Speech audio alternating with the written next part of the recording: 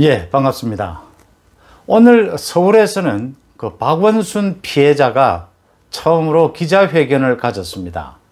기자회견에서 주로 한 내용은 2차 가해나 또 박원순 그 부분 때문에 시장 선거가 열리는데 민주당 후보가 나서서 저렇게 설치고 다니는 걸 보면서 너무나 두려움을 느낀다. 또 민주당 후보가 서울시장이 되면 자기가 서울시청 근무로 복귀도 못하는 것 아니냐. 너무나 두려워서 떤다. 이런 얘기를 했습니다. 오늘 부산에서는 또 부산시청 앞에서 여성 시민단체가 그 오거돈이 다시 한번 시민들에게 정말 사과를 하고 여러 가지 재판에 자기가 직접 나와야 한다. 이렇게 촉구를 했습니다.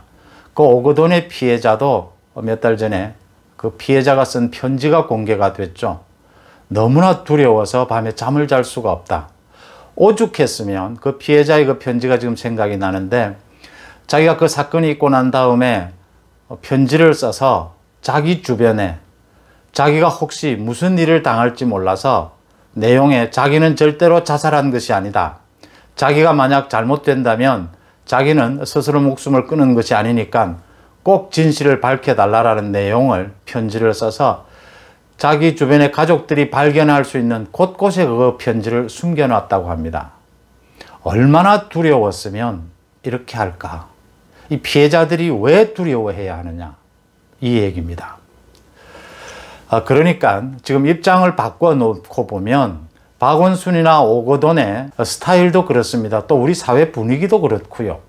젊은 여성 공무원 입장에서 이 시장을 바라보는 나이든 박원순이나 오거돈을 바라보는 그 시선은 그게 굉장히 이렇게 무소불위의 권력을 가진 사람으로 보일 수밖에 없습니다.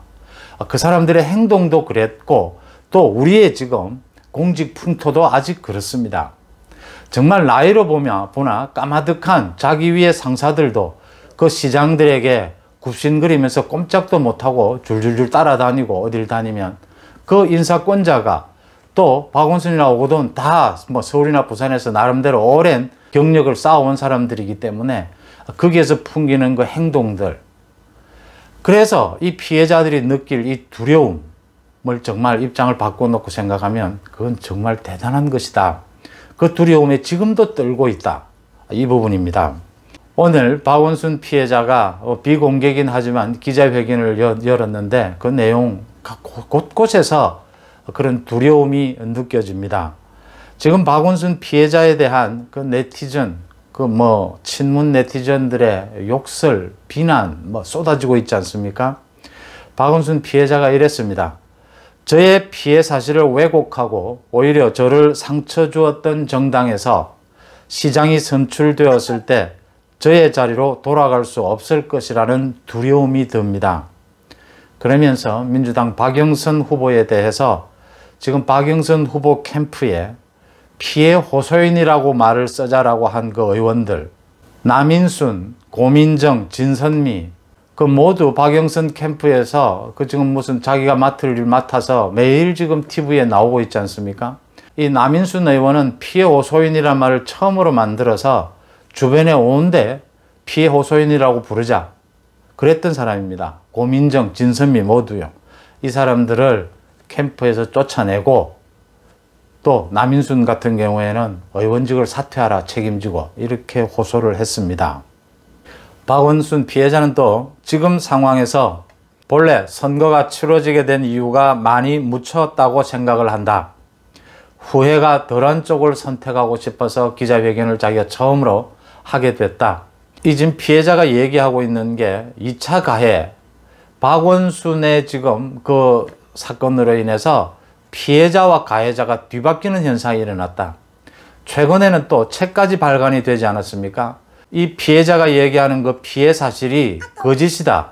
오히려 피해자가 박원순에게 그걸 유도했다. 이런 식의 내용의 책까지 지금 발간이 되니까 피해자가 기자회견에 나서지 않을 수가 없었다. 자신의 자존감만은 지키고 싶다. 이런 얘기를 했습니다.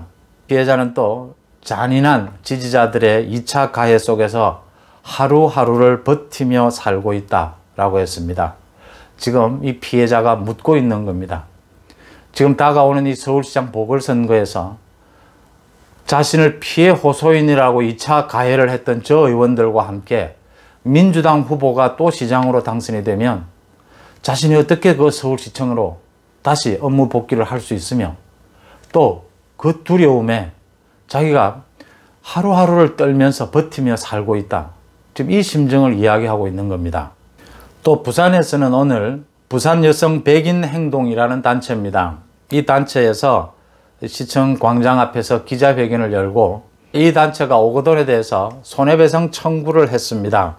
손해배상 청구를 해서 그 재판이 열리는데 이 오거돈이 그 재판에도 참석하지 않는다.